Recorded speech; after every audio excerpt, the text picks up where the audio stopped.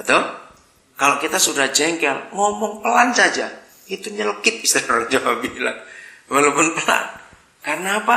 Karena kita jengkel. Maka itu kalau hati kita selalu penuh dengan nasihat, selalu penuh dengan penghiburan kasih, wah, luar biasa. Iblis tidak akan dapat tempat di antara kita. Katakan amin.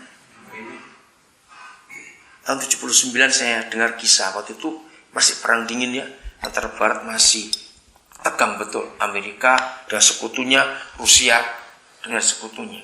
Nah, hari itu ada seorang hamba Tuhan Amerika namanya Gary Stephen. Dia baru pulang dari Rusia. Di salah satu kota, dia dengar kabar yang sangat ini. Nah, kita tahu interogasi komunis itu jahat sekali, bukan? Cuci otak komunis itu jahat sekali. Nah, mereka menangkap 9 pendeta dari 9 gereja yang berbeda.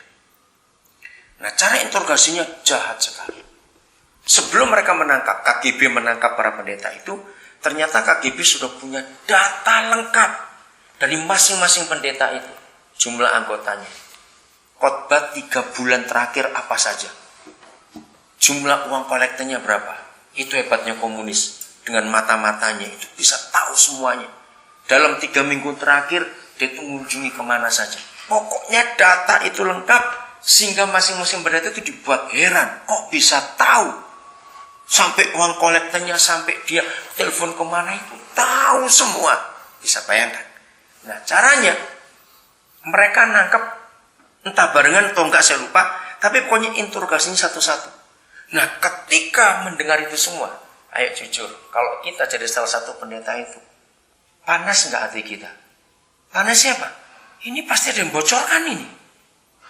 Ini pasti orang dalam ini. Karena detail sekali.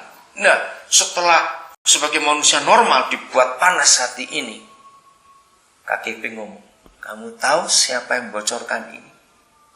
Dia sebut ada 3 pendeta yang lain dari yang 9 itu. Yang satu interogasi disebut 4 pendeta, pokoknya diacak lah siapa jadi sebutin. Ayo secara logika kalau kita jadi 9 di antara mereka, muncul apa perasaan kita? Oh, bukan cuma jengkel, marah, nggak cuma marah. Awas kamu ya, ternyata kamu pengkhianat selama ini. Aku tunjukkan semua kolektorku, semua dibayarkan. Udah berapa minggu informasi itu ditambah terus, dan mereka 9 nggak pernah diketemukan. Sepertinya mereka hanya ditangkap satu-satu saja, yang lain tidak. Nah, secara psikologis, masalah yang didiamkan berhari-hari, secara kejiwaan kita, muncul apa di otak ini? Pembalasan. Sebelum itu, dendam, rencana-rencana jahat. Coba, dalam 3 hari saja kita disakiti teman kita, entah lewat kata-kata atau perbuatan, dan kita diam 3 hari itu hanya mikir masalah itu. Percayalah, kita jadi jahat. Ya betul tidak? Kita jadi jahat. Karena apa? Secara kejiwaan, waktu kita diam dan terus berkecamuk pikiran itu, ingat ini bayang, ini berkembang. Seperti orang buat roti pakai ragi itu, berkembang luar biasa. Nah, belajar hidup Yusuf. 2 kali dia dipenjarakan, 1 jadi di dalam sumur, 2 di istana Firaun. Harusnya dia bisa mengembangkan pikiran, kakak-kakakku jahat, awas istri Potifar itu. Dia mengembangkan, tapi aneh Yusuf enggak. Inilah kekuatan penghiburan kasih. Nah, setelah sekian minggu diendapkan ini, suatu hari setelah menurut komunis KGB cukup meledak itu nanti. Akhirnya suatu hari dalam ruangan yang kecil dengan berapa orang KGB, polisi rahasia Rusia namanya KGB, 9 pendeta itu dimasukkan bersamaan ke satu ruangan itu. Bisa bayangkan? Ternyata mereka kayak gitu. Kamu di sini, kamu di sini. Ayo, kira-kira menurut saudara, reaksi 9 pendeta ini kayak apa? Ayo coba, kira-kira aja. Setelah sekian lama diendapkan itu, dan terus informasi tiap hari ditambahin. Cepat ayo. Apa? Nanya. Enggak cuma nanya, hari apa? Saling pukul, betul. Wah, itu mungkin melotot segala macam. Dari kisah itu, 2 polisi KGB bertobat. Kenapa? Ternyata begitu mereka 9 bertemu, mereka itu berpelukan, mereka itu nangis. Mereka tanya, gimana istrimu, gimana anakmu? KGB bingung. Dan baru kali itu, interogasi mereka gagal. Ringkas cerita, apa yang terjadi ketika mereka shock polisi KGB ini melihat 9 pendeta itu kok nggak gebuk-gebukan, nggak maki-maki, nggak segala macam. Mereka jawab satu hal, kami ini sudah saling kenal, saling percaya. Jadi kami nggak percaya ketika kalian menginterogasi kami dan kalian menyebut nama saudara kami nggak percaya itu. Mereka nggak berbuat seperti itu. Saudara, itu tahun 79 saya dengar itu. Saya menangis, saya bilang, ini kasih yang luar biasa.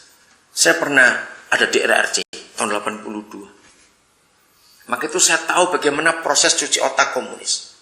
Cara mereka brainwashing, cuci otaknya. Pasti saudara yang dengar soal Korea Utara juga. Itu sedemikian rupa. Sampai orang itu bisa dibuat lupa namanya sendiri. Itu saya nggak ngerti bagaimana cara mengosongkan otak. Komunis paling takut didikan Amerika dan didikan Eropa. Paling takut. Jadi waktu Mao Zedong berkuasa tahun 49, dia tangkapin semua. Doktor-doktor, master-master, insinyur-insinyur yang lulusan Amerika dan Eropa. Kenapa? Karena mereka tahu ini orang bahaya.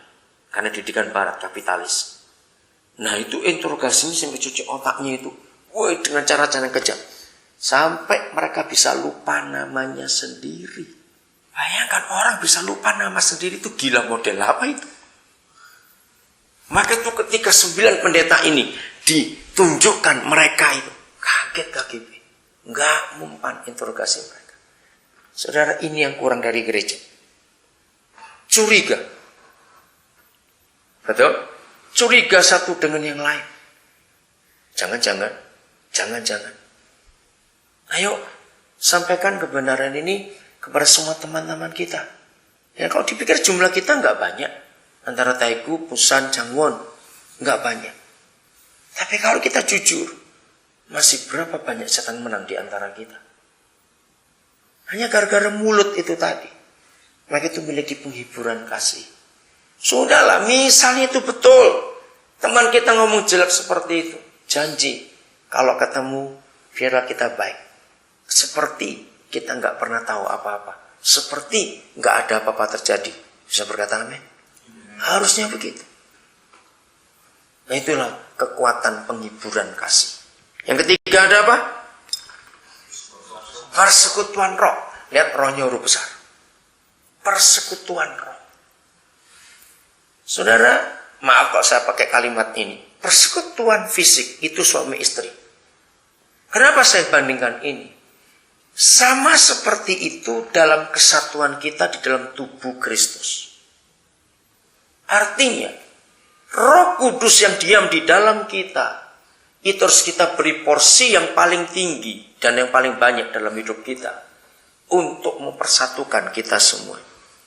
Lihat suami istri saja, yang sudah bersatu secara fisik bisa ribut, bisa bercerai kok. Betul tidak?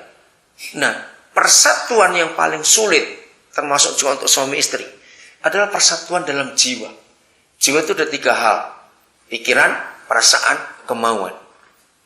Nah, besok kalau kalian menikah, perhatikan ini. Yang sudah menikah juga harus. Di antara 3 tali.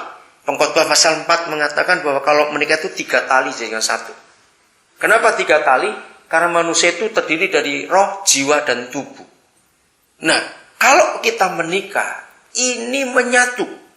Rohnya istri dengan roh suami menjadi 1, jiwa istri, jiwa suami menjadi 1, tubuh suami, tubuh istri jadi 1. Itulah hubungan seks. Nah, mari kita renungkan. Dari 3 tali ini, yang akan segera berakhir sesuai umur adalah tali tubuh. Karena pada waktu umur tertentu, manusia itu nggak akan lagi hubungan seks. Sudah mati dia, nafsu seksnya. Oke? Nah, tali yang pertama, tali roh. Itu nggak perlu dipermasalahkan. Asal kita sama-sama penuh Roh Kudus, beres. Nah, tali yang kedua ini yang berlaku seumur hidup pernikahan, yaitu jiwa.